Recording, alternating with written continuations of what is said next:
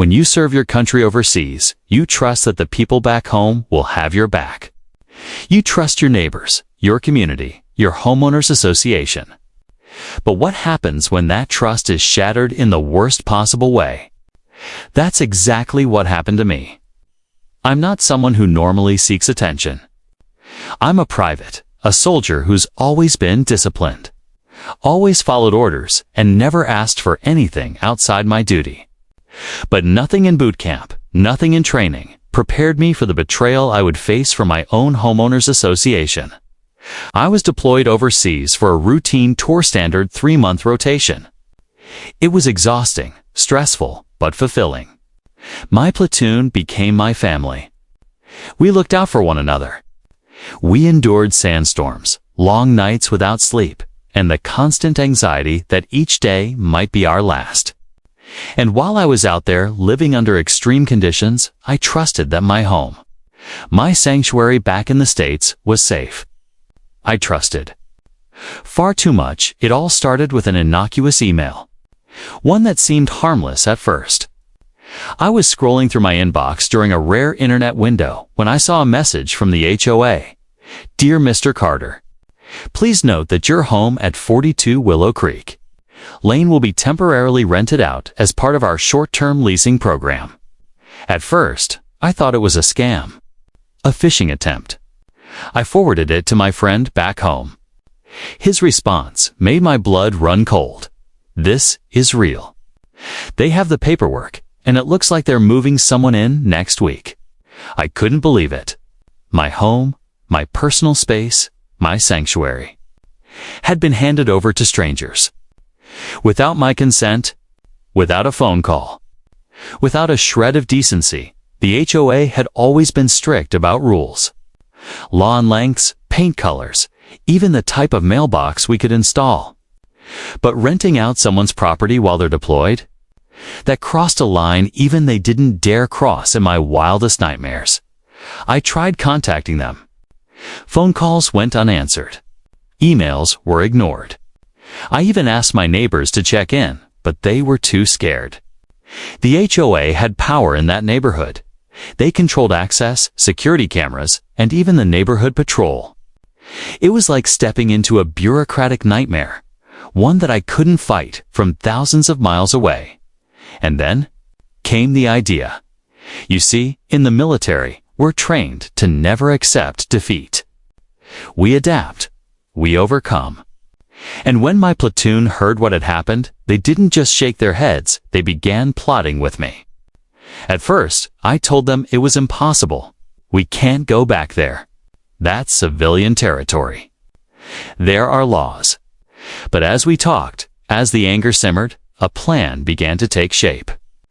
We weren't going to just protest. We weren't going to write letters or hire lawyers. That was slow, ineffective. No, we were going to reclaim what was ours, in the only way we knew how, with precision, strategy, and force. Little did we know, the HOA had underestimated the consequences of their arrogance. They thought bureaucracy and legal loopholes would protect them. They didn't realize that they were dealing with trained soldiers, people who lived by rules of strategy, patience, and calculated action. I won't leave the first night we arrived back in my hometown. We were just a small group of guys driving through familiar streets. Nothing suspicious yet. But each step we took brought us closer to the house. We had scoped it out from online footage, talked to neighbors who were willing to risk a little for the sake of justice, and made note of every possible obstacle. Cameras, gates, locks. Nothing would stop us. The adrenaline coursing through me was intoxicating. For months, I'd been living in high-stress situations overseas, but nothing compared to this. The thought that my own home, the place I had trusted more than anyone, could be taken from me so easily. That betrayal lit a fire inside me, one that only action could satisfy. And then, at midnight, the operation began. I won't reveal all the details just yet, but let me tell you this. What happened that night would change the HOA forever. By the time the sun rose, my home was back under my control, And the HOA? They had learned a lesson they would never forget. But this story isn't just about revenge. It's about loyalty, trust, and the lengths people will go to protect what's theirs. And, believe me, the twists you'll hear later, you won't see coming. Asterisk, asterisk, when the idea was still silly enough to be a joke, we laughed about it in the chow tent. But anger has a way of sharpening humor into something dangerous. By the time I landed back on U.S. soil and hugged my mother at the airport, there was a cold, steady resolve behind every word I said. This wasn't going to be a drunken stunt. This was going to be something we thought through because the last thing any of us wanted was needless trouble. We wanted our house back. Period.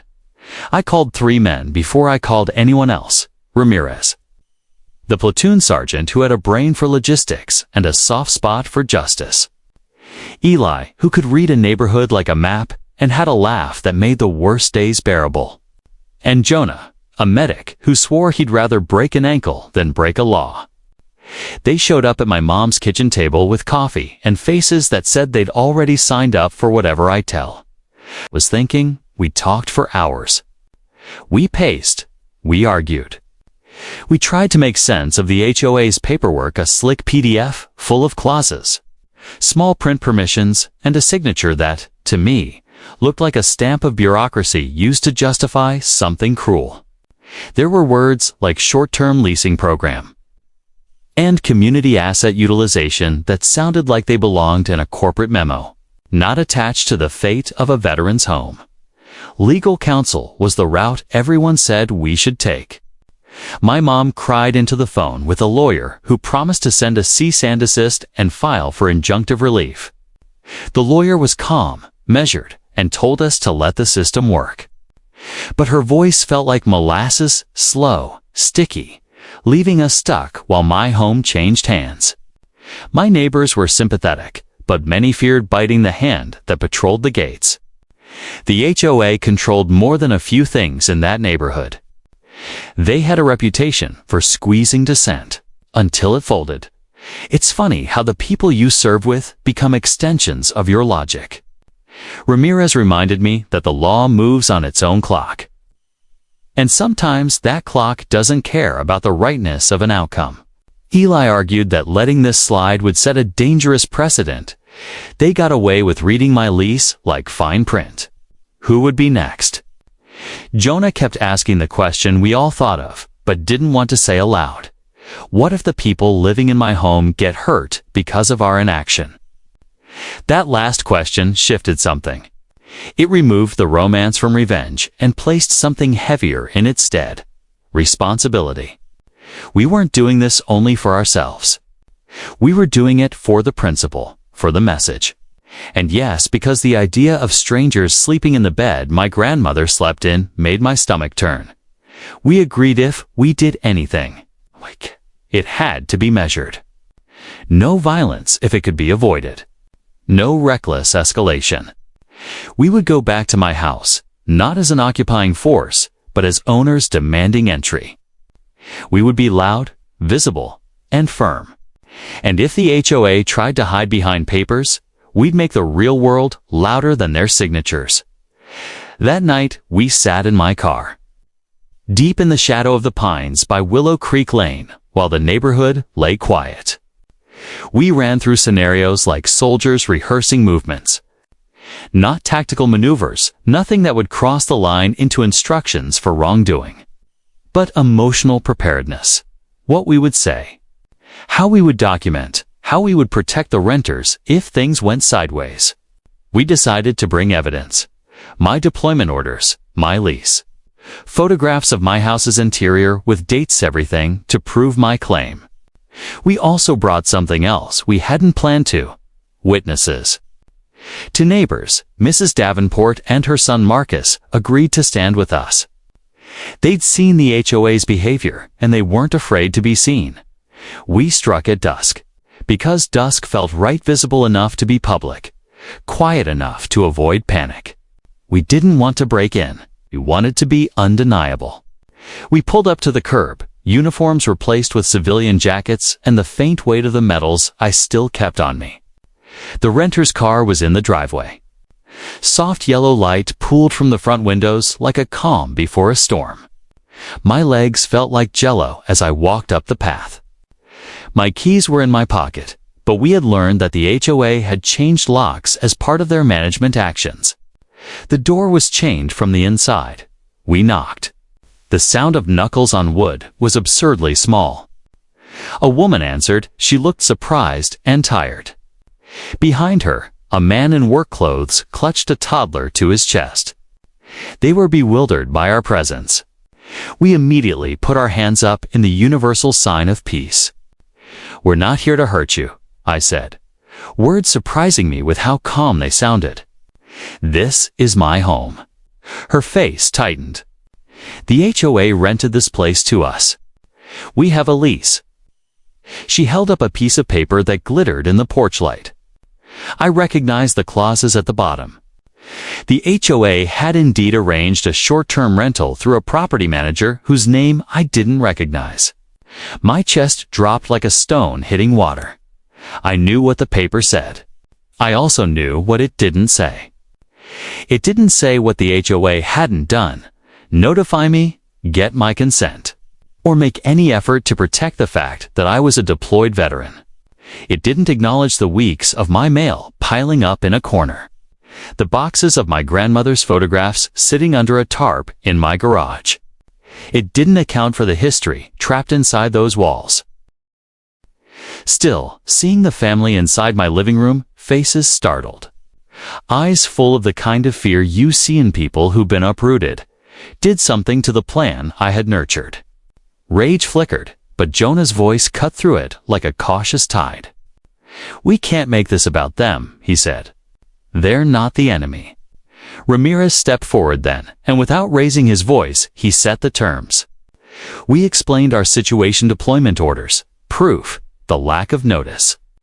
We asked them to consider temporarily staying with a friend until we could sort this legally. The man with the toddler looked at his wife and swallowed. "We paid for this," he said.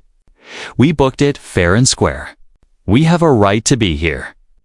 That was true in their narrow moment. They had paid, signed, and moved in believing the HOA was acting legitimately.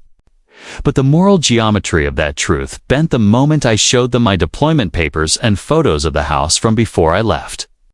Their expressions softened. Sympathy creased their faces. They hadn't signed a contract with a government, but they had signed one with a system they trusted. We decided then on a different approach. Instead of dragging them out, we'd turn the spotlight outward. We would make their presence visible, not as an invasion, but as an example of what the HOA was doing: renting out homes without consent given to people who couldn't be there to defend them. We took portraits of the family in my living room, the toddler clutching a stuffed rabbit, the kitchen where my grandmother had kept a jar of pickles. We documented the lease, the tenant's ID, my own deployment papers. We called a local reporter I knew from back home and sent the packet. The HOA started to feel what it was to be seen. Within 24 hours, the property manager, slick, nervous, and clearly used to moving people like pieces on a board, showed up. He had copies of permits and a smile that didn't reach his eyes. He rattled off clauses, legal terms, and indemnities like armor. When the cameras arrived to journalists from a small paper and a local TV crew, the smile faltered. Public attention is a peculiar thing. It changes power dynamics in ways paperwork cannot. I didn't expect the HOA to capitulate immediately. What I hadn't counted on was the community's reaction. Neighbors came forward with stories of petty fines, secret fees, and a rule book that bent to whoever could pay the highest bribe. The HOA's board, suddenly aware that their internal memos could become public, called an emergency meeting. My name was on every headline for a week. Deployed soldier claims HOA rented out his home, read one. Neighborhood fights for veteran, read another, but headlines are fickle. The property manager threatened defamation. The HOA lawyer wrote letters. The family in my living room received a refund and was offered an apology with all the clinical warmth of a corporate press release. The wheels of bureaucracy creaked back into motion. The legal route, which I had warned would be slow, was now finally moving. My lawyer, pressured by the public attention, filed motions and sent demands faster than before. Yet, even as the legal side hummed to life, something else was brewing beneath the surface, a personal reckoning. Some of the men in the HOA board were people I'd grown up with, kids who'd played baseball in the very park I used to sneak into at night to write letters home. Seeing their names on the board members list made confrontation bitter. This wasn't just an abstract fight. It was a collapse of the small social contract that once held our community together, and so we kept pressure on. We organized a neighborhood meeting where I spoke in front of 50 people, many of them nervous. Some of them annoyed, a few of them smug. I told them about the overseas nights, about letters left unread for months, about the feeling of coming home to find strangers in my kitchen. I didn't speak like an angry soldier. I spoke like someone who'd been wronged and who wanted his neighbors to understand that this small, procedural theft could metastasize into something worse. That night, as we drove away from the meeting, the men in the car were quieter than before. The plan had changed from a midnight raid to a full-court press of exposure, legal force, and moral suasion. We were still prepared to reclaim what was ours, but we wanted to do it without bloodshed. We wanted the HOA to be the villain on the page, not us in the streets. Yet even with cameras rolling and lawyers drafting letters, I couldn't shake the memory of the chain door and the look on that father's face when he said, "We have a right to be here." I couldn't shake the sense that whatever happened next would force us to choose not only what was legal, but what was right. And there was another whisper of unease I hadn't expected. One of the board members, someone with a generous facade, had a tie to a developer who'd been buying up properties in the area. The coincidence felt too tidy. The paper trail smelled of a scheme. If this was more than a bureaucratic era, the HOA had been quietly monetizing empty homes for profit, then our fight was against more than a handful of petty officials. It was against money disguised as policy. We slept badly for the next few nights. The legal letters piled up and the emails multiplied. The family was moved to a hotel by the property manager's insistence, and for a moment there was relief. But the bruise remained. The HOA's lawyers offered a bland conditional settlement. They would return the house once certain conditions were met. We would sign a non-disclosure. We would accept a payment labeled goodwill. I almost laughed until I read the clause that included a confidentiality requirement. We refused. That refusal sealed the next phase of our effort. It moved us from negotiation back into action that would be loud, public, and impossible to ignore. But this time, we planned to be righteous, not reckless. We were going to take our story to the people in a way that could not be filed away. We were going to make the HOA accountable in the court of public opinion. Little did we know, the HOA was already preparing its own counterstrike. They had resources we hadn't realized, allies on the council, private security firms on retainer, and a web of signed affidavits that could be deployed like armor. The chessboard was set. The pieces glinted in the light. The first real move of Part 3 would be the one that changed the game entirely. Asterisk, asterisk. If you think the story ends when you reclaim your home on paper, think again. That's the first mistake most people make when they hear about HOA disputes. Bureaucracy has its claws, and it knows how to strike back. By the time Part 3 begins, the gloves were off, but we weren't ready for just how sharp their retaliation would be. After our neighborhood meeting and the public exposure of the HOA's reckless rental scheme, I thought we had the upper hand. My lawyers were confident. The media coverage was favorable, and the family temporarily removed from the property was safe. But, as I discovered, the HOA's board wasn't going to fold quietly. They were mobilizing, quietly, but strategically. Behind the scenes, 2 nights after the public meeting, I got a call that chilled my blood. It was Marcus, the neighbor who had stood with us. His voice trembled slightly. "You need to see this. They've put up cameras outside your house, everywhere. Front yard, back, even inside the garage. They're watching." Asterisk, asterisk, sure enough, when I arrived later that evening, I saw the small black domes glinting under the porch light. The HOA hadn't just installed cameras, they had rigged motion sensors, warning signs, and even a guard dog roaming the front lawn at night. Whoever thought this was a harmless bureaucratic feud had clearly never dealt with someone trained in observation. Strategy and threat assessment. We gathered in my mom's living room, our temporary war room, trying to figure out the next move. Ramirez frowned at the footage we'd captured from the street. "They're not just protecting the house," he said. "They're gathering evidence against us." And he was right. Within hours, the HOA had filed a restraining notice. They claimed we had threatened the renters, trespassed on the property, and engaged in harassment and intimidation. The irony wasn't lost on me. We hadn't touched anyone. We had shown up legally, documented evidence, and even offered to accommodate the renters. But bureaucracy, as always, has a way of turning truth into liability if you're not careful. Eli slammed his hand on the table. "So what? We sit back and let them play dirty. They think they can scare a deployed soldier and his platoon. No chance." Jonah, ever the voice of reason, reminded us of the importance of optics. We have to fight smart, not just hard. If we escalate too quickly, it could backfire. We need a plan that keeps us on the right side of the law while exposing theirs. That's when the twist hit. The HOA had quietly rented the house to a series of short-term tenants over the previous 6 months. Each time, they pocketed fees, claiming it as community revenue.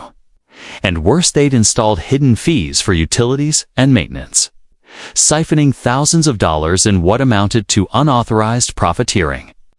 Suddenly, this was bigger than my home. This was fraud disguised as regulation. We decided it was time to turn up the pressure, but carefully. Our first step was strategic documentation. We installed temporary security cameras on our own property, capturing every movement. Every HOA board member entering or leaving. Every suspicious vehicle in the neighborhood. Every interaction with tenants. Nothing illegal, just undeniable evidence. Next, we leveraged media. Ramirez contacted a journalist who specialized in corruption and HOA abuse. We compiled a folder of emails, rental contracts, deployment papers, and photographs of the house showing the continuous stream of unauthorized tenants. Within 48 hours, the story went public. Headlines screamed, "HOA caught renting deployed veterans' home without consent." Social media exploded with support. People shared similar stories, many claiming they had also been wronged by the same HOA. The HOA panicked. Board members started meeting in secret, discussing damage control, legal threats, and emergency PR campaigns. But by then, the narrative had already shifted. The public wasn't asking if I had a right to the house. They were outraged at the audacity of an organization abusing its power while the owner served overseas. That's when Part 3 took another turn. One of the tenants contacted us directly. He was nervous but willing to speak. He explained that they had been unaware of my deployment and had simply trusted the HOA's paperwork. He offered to testify if necessary. We assured him it wasn't about him personally, it was about the HOA, but his testimony would become a critical part of our strategy. And it added fuel to our fire. By the time the first legal hearing arrived, the HOA had escalated. They were not just fighting for the rental, they were trying to assert control over the narrative.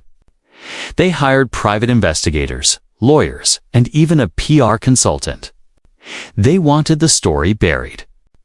But we were ready. In court, we presented a meticulous timeline, My deployment orders. Emails requesting proof of HOA consent, photos of the house, and statements from neighbors and the renters themselves. We showed how the HOA had knowingly rented out my home without permission and had profited from it. The judge, at first skeptical of the theatrics, began asking pointed questions. It was clear the HOA had underestimated the legal and moral weight of the situation. Back at home, my platoon stayed vigilant. We weren't just waiting for the judge's ruling. We were monitoring the property, ensuring no one tampered with evidence or caused harm. Nights were tense, filled with patrols, whispered discussions, and the faint anxiety that anything could go wrong. Then, the twist no one expected. One of the HOA board members attempted to intimidate me personally. He sent letters threatening fines, personal lawsuits, and even restraining actions against me for showing up near the property. It was a bold move, and it enraged me. We knew then that the battle wasn't just about the house, it was about exposing a system that protected TDI itself at the expense of fairness, legality, and common decency. That night, we met in the car again, planning the next step. Ramirez looked around the group and said, "This is where most people fold. But we don't. We push harder. We keep everything visible, legal, and undeniable. The HOA can hide behind papers, but papers don't hold up in public opinion. And they certainly don't stand against truth." And so, with tension rising, cameras rolling, lawyers on standby, and public support growing, we prepared for the moment that would either break the HOA or push them into a corner from which they couldn't escape. Stay tuned for Part 4, where the confrontation moves from legal maneuvers to strategic, high-stakes action that forces the HOA to face the consequences of their reckless decisions. This is where the story begins to turn into a battle of wits, patience, and moral courage, and the real twists start to hit. HOA had realized they were no longer in control. Every attempt at intimidation, every legal maneuver, and every carefully worded threat had been met with evidence, public scrutiny, and an unwavering resolve. But they weren't just going to roll over, they were going to fight back. And we had to be smarter, faster, and more strategic than ever. It started quietly. We noticed unusual activity near the house. A maintenance van parked for hours without explanation, unfamiliar faces walking past the driveway, and small disturbances that suggested someone was trying to collect intel. My platoon, trained to notice patterns, immediately picked up on it. Ramirez pointed out, "They're testing us, seeing what we'll tolerate, measuring our reactions." Eli, ever the planner, suggested we use it to our advantage. Let them think they have an upper hand. We gather more evidence. Let them overplay. Jonah agreed, noting that every move they made against us was just more proof for the story we were building. We weren't just defending the property. Anymore, we were preparing to take control. Not violently, but decisively. Our first step, reclaim access to the house in a way that couldn't be denied or reversed. We coordinated with a locksmith to restore the original locks under legal counsel's guidance. We ensured all doors, windows, and security systems were fully under my control. The night we returned, the house felt different.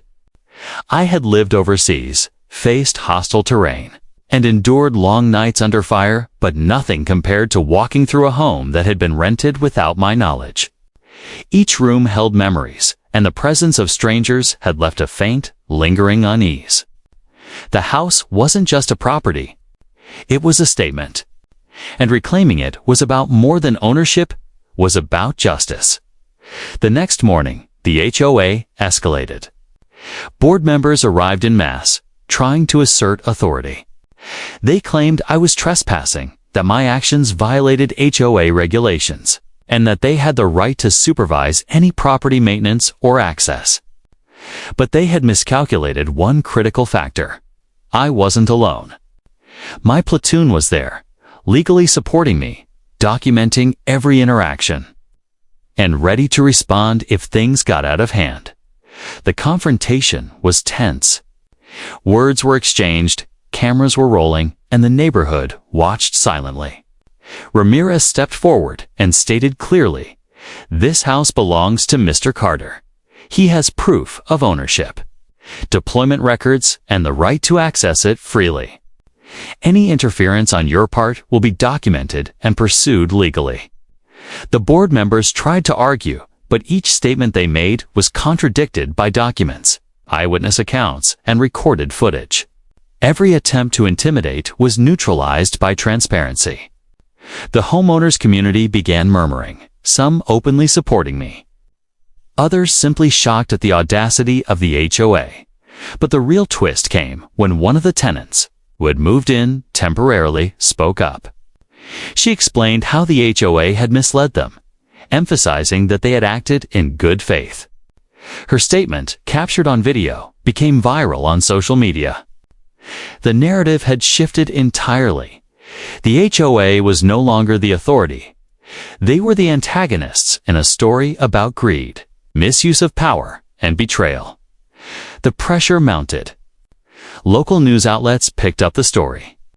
Calls flooded in from veterans groups, legal advocacy organizations, and even politicians concerned about HOA overreach. The board scrambled, their tactics growing more desperate and public-facing. They attempted to issue fines, block legal access, and intimidate neighbors into silence. But every action they took only strengthened our position. Meanwhile, my platoon and I focused on documenting everything meticulously.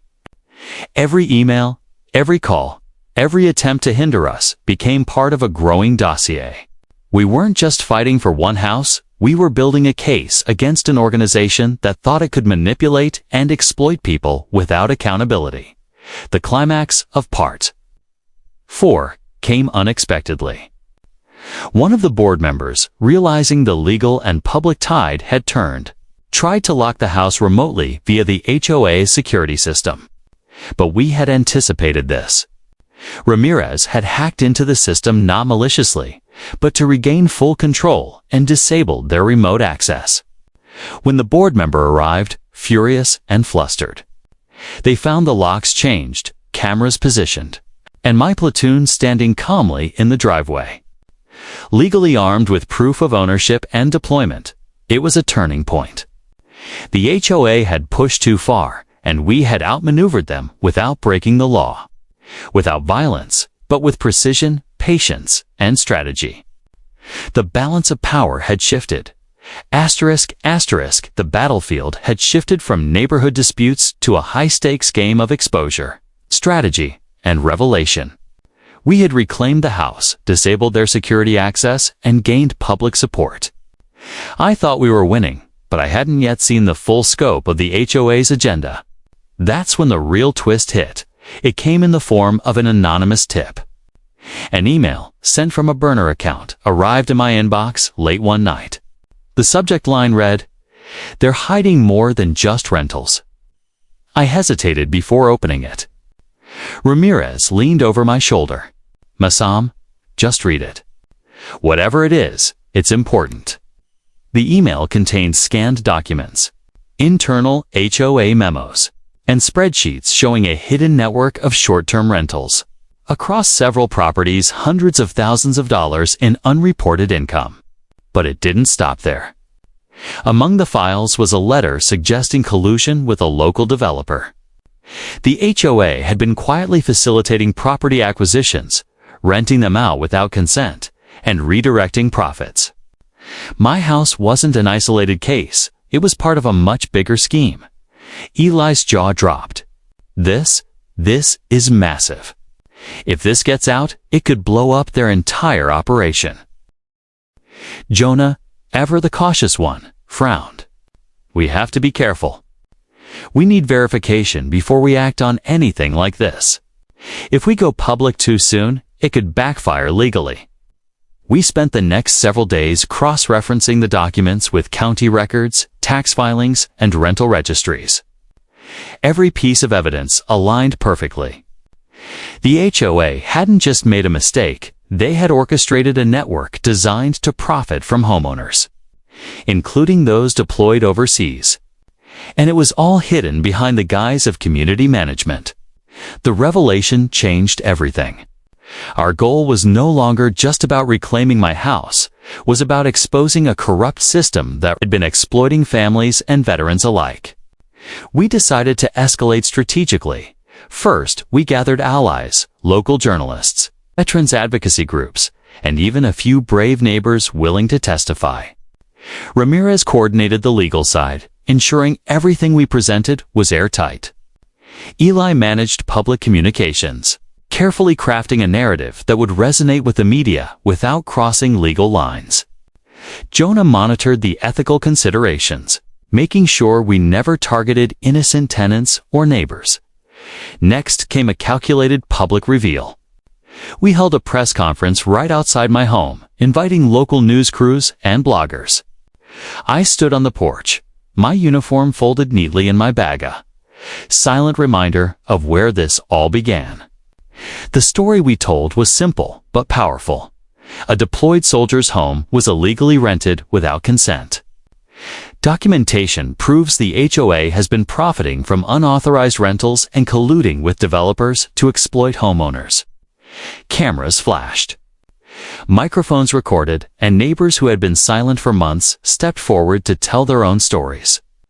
The public outrage was immediate.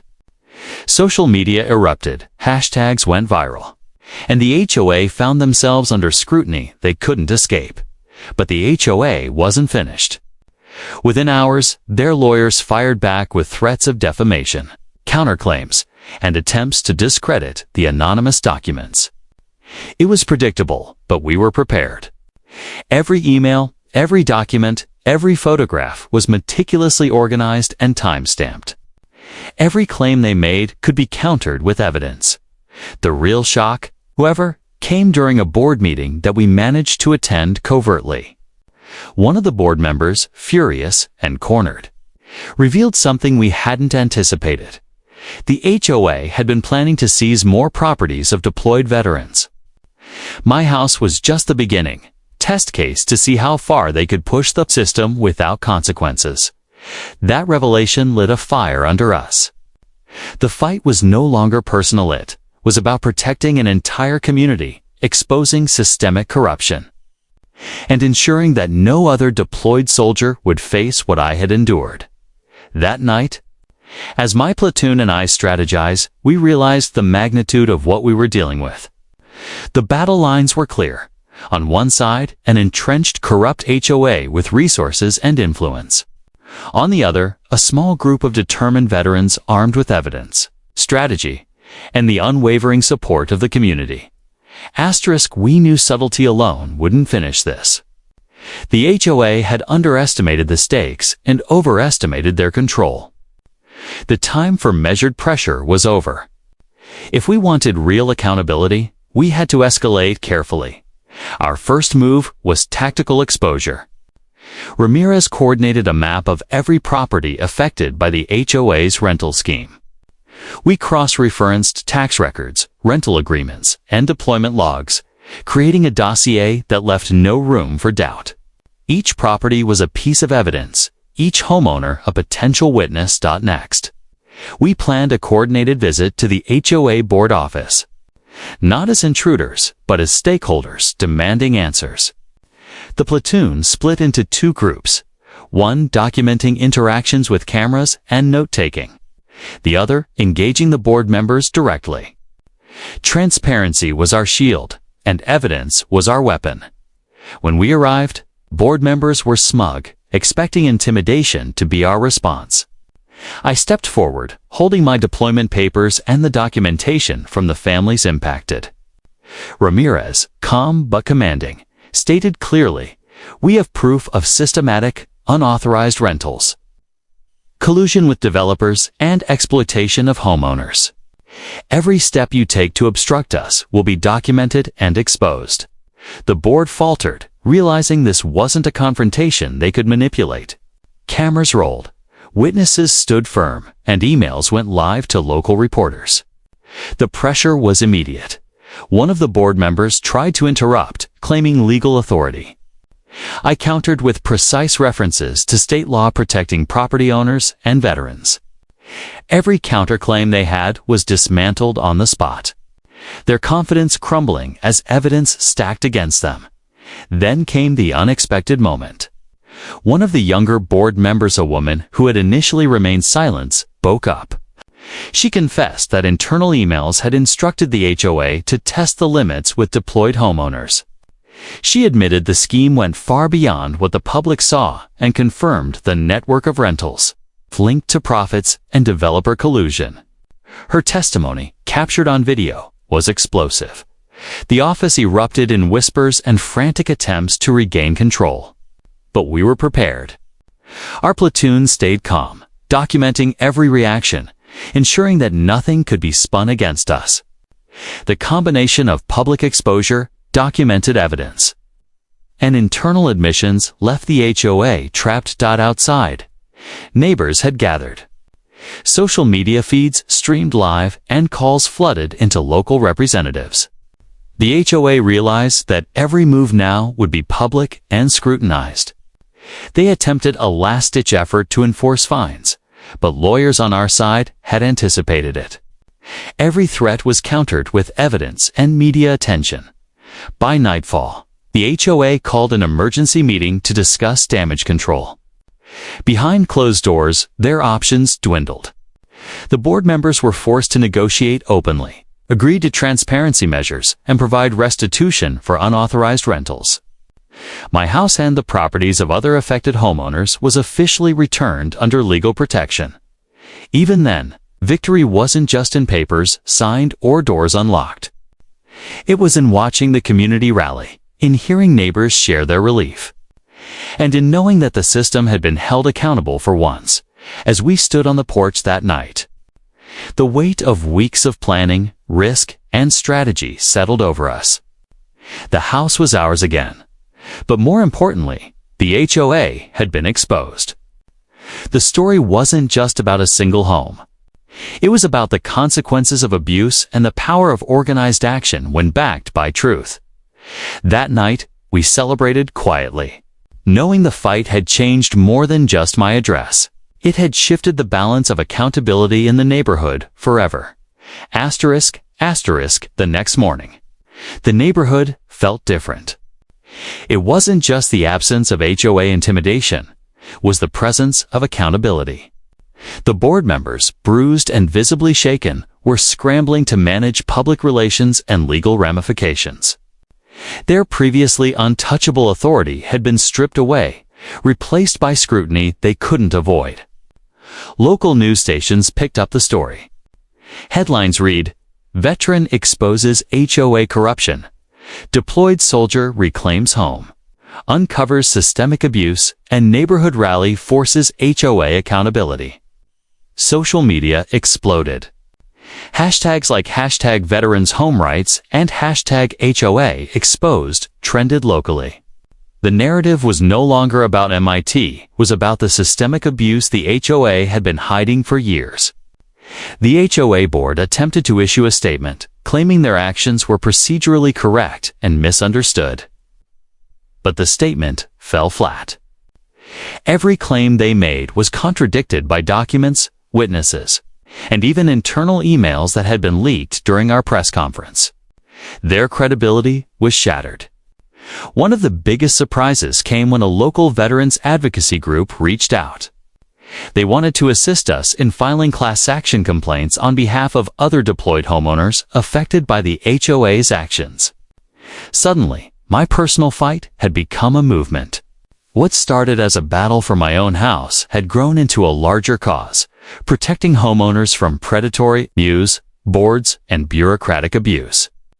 Even within the community, the impact was visible.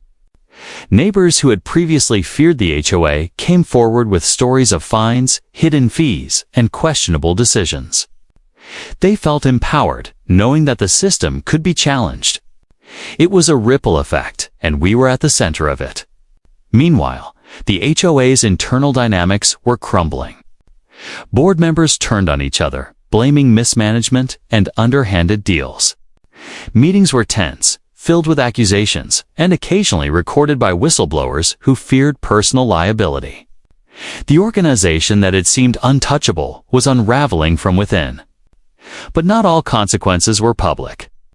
Some of the board members attempted to retaliate, sending legal notices and threats of personal lawsuits. We responded calmly, with counsel ready, documentation in hand, and a community behind us. Each attempt to intimidate only strengthened our position. As it became clear to everyone watching that the HOA had miscalculated entirely. At home, I finally had a moment to breathe. Walking through the house, I touched the walls, remembered my grandmother's photos, and felt a sense of peace that had been absent for months. The house wasn't just mine, it symbolized resilience, strategy, and the importance of standing up against corruption.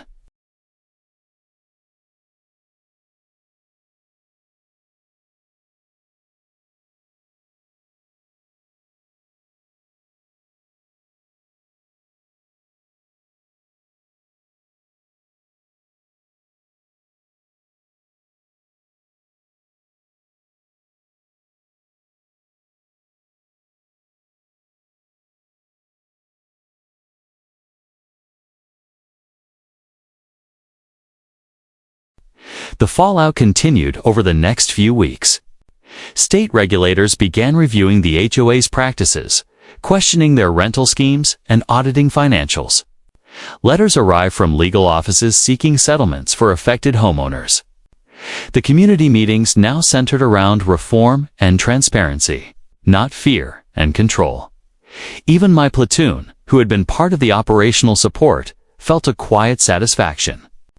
We had approached the problem strategically, legally, and morally, and had come out on top. The experience reminded me of the bond forged in service, the power of organized action, and the importance of standing for what's right, even when the system seems impenetrable. Yet, in the midst of victory, a lingering unease remained. We had exposed a system, but corruption often finds ways to adapt.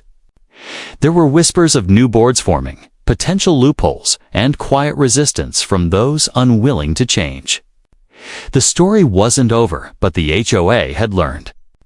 The neighborhood had learned, and I had learned. Vigilance is part of freedom. And standing up is never optional. Once the immediate confrontation was over. The focus shifted from fighting to rebuilding. The neighborhood had seen what unchecked power looked like, and people weren't willing to let it happen again. The HOA, weakened and publicly shamed, had no choice but to implement reforms, but even as changes were mandated. The real work was in rallying the community and ensuring these reforms stuck. The first step was transparency. All board meetings became public, with minutes posted online. Rental records previously hidden were now accessible to homeowners. Policies were rewritten in plain language, making it nearly impossible for the HOA to exploit loopholes. Neighbors who had been silent for years now had a voice, empowered by the precedent we had set. Surprisingly, some former HOA members reached out. A few admitted privately that they hadn't realized the consequences of their actions until the media exposure. They offered testimony, documents, and even strategies to help enforce the new rules. These were unlikely allies, but in the grand scheme, their cooperation was invaluable. The tenants who had been living in my home also played a role. The family I had met initially became vocal supporters, telling their story to journalists and neighbors. Their willingness to cooperate and provide first-hand accounts strengthened our credibility and emphasized the human impact of the HOA's actions. Local government officials, previously distant from HOA conflicts, took notice. A city council member requested a meeting to discuss protective legislation for deployed veterans and homeowners at risk of unauthorized rentals. What started as a personal fight was evolving into a community-wide initiative, with potential implications across the state. Despite the successes, not everyone was happy. Certain board members quietly plotted resistance, trying to maintain influence through legal maneuvers or covert intimidation. We knew that vigilance was necessary. Ramirez organized regular check-ins, Eli monitored HOA communications, and Jonah reminded us to remain ethical while staying assertive. The battle had shifted from outright confrontation to a strategic/ongoing oversight. One of the most unexpected ripple effects came from neighbors who had never been involved. Seeing the victory inspired homeowners across nearby communities to challenge unfair HOA practices in their own neighborhoods. Emails poured in, sharing stories, asking for advice, and seeking support. Our fight had sparked a small movement, proving that accountability could ripple far beyond one street or one home. Meanwhile, I took time to document everything. My story became a blueprint: deployment proof, legal strategy, media engagement, and neighborhood coordination. It wasn't just for MIT, it was a roadmap for anyone facing similar abuses.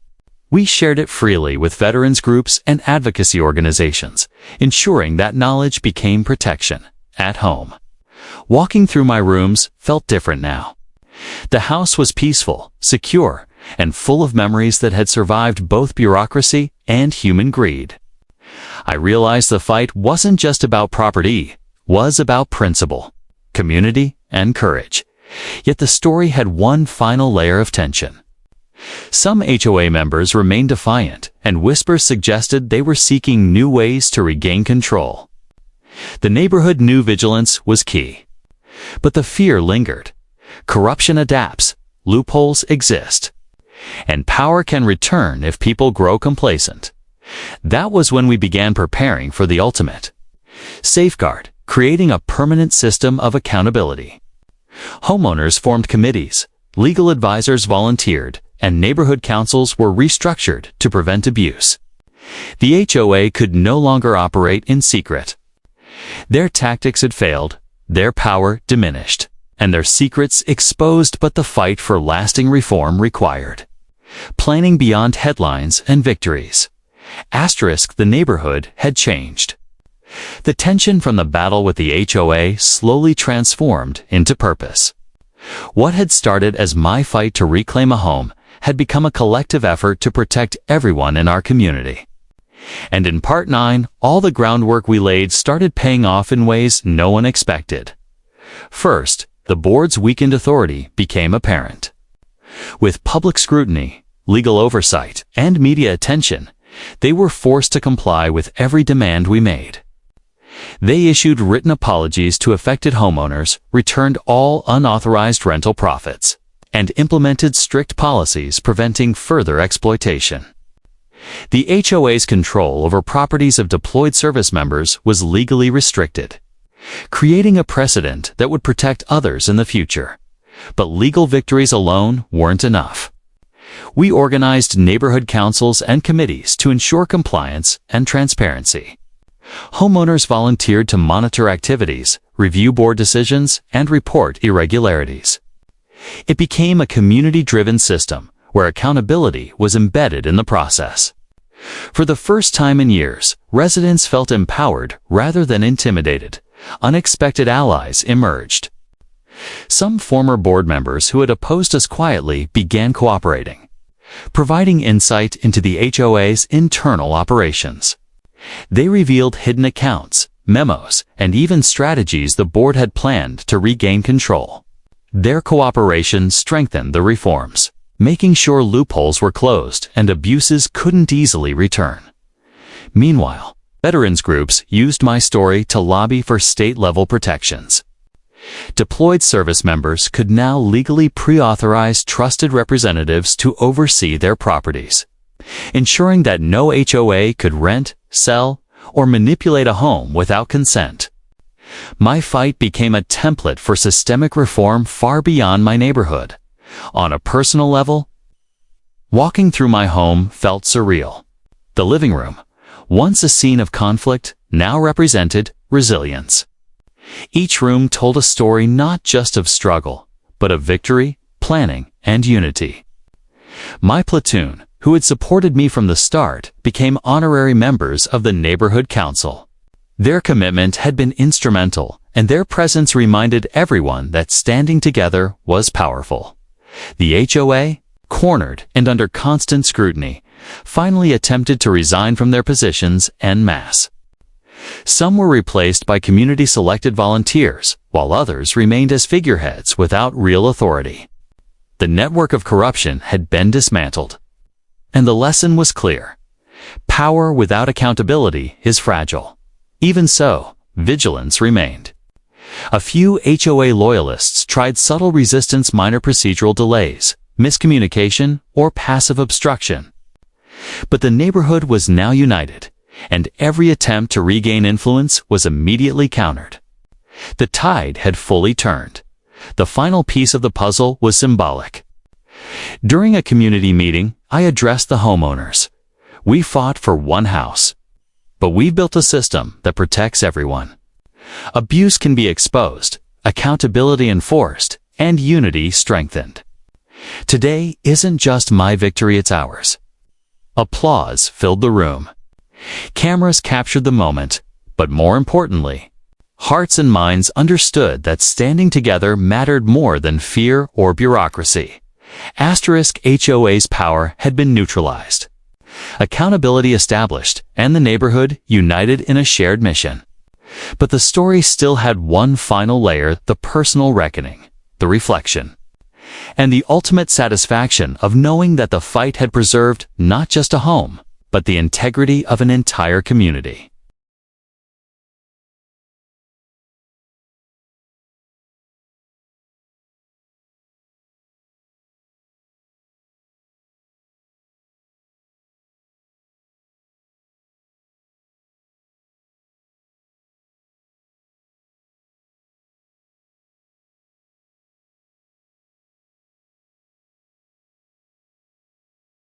With the HOA neutralized and the neighborhood united, there was finally room to reflect. The battle had been long, exhausting, and intense. It wasn't just about reclaiming my house. It was about accountability, community, and the power of taking action when the system fails you in the weeks following the final confrontations. The HOA was legally restrained. Their remaining board members were monitored, and strict policies ensured no similar abuse could occur again. Local authorities praised the reforms, and the story became a case study for veterans' rights and HOA accountability. I spent time connecting with other homeowners affected by similar schemes. We formed a support network, sharing strategies, legal resources, and ways to document any suspicious HOA activities. What had started as a personal fight had grown into a movement. It's a blueprint for anyone facing exploitation under the guise of authority.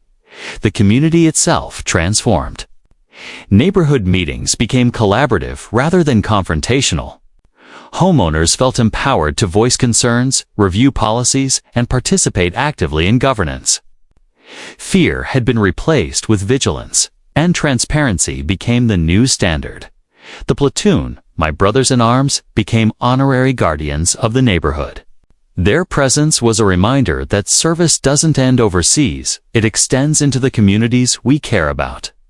Together, we installed security measures, monitored compliance, and ensured the HOA never regained its previous control. The final twist came quietly, yet profoundly. During a neighborhood gathering, a young veteran approached me. He said I was deployed last year, and my HOA tried to pull the same stunt. I didn't know what to do. Until I saw what you and your team did. You gave me hope. That moment crystallized everything. Our fight wasn't just about one house or one neighborhood. It was about empowering people, setting examples, and proving that courage, preparation, and unity can challenge even entrenched systems. Looking back, the lessons were clear. Bureaucracy can be abused, but transparency is its weakness. Strategic planning and documentation can outmatch intimidation. Public support amplifies justice and exposes corruption. Standing up for what's right is never optional, even when the odds seem stacked against you. As I walked through my home that night, the sun setting over the neighborhood, I felt a sense of peace. The house was safe, the community stronger, and the HOA's shadow diminished. We had turned fear into action, frustration into strategy, and injustice into reform. And while vigilance would always be necessary, the story ended with one unshakable truth. When a community stands together, even the most powerful adversaries can be held accountable. Thanks for watching. If you enjoyed this video, don't forget to like and subscribe for more. See you in the next one. Peace out.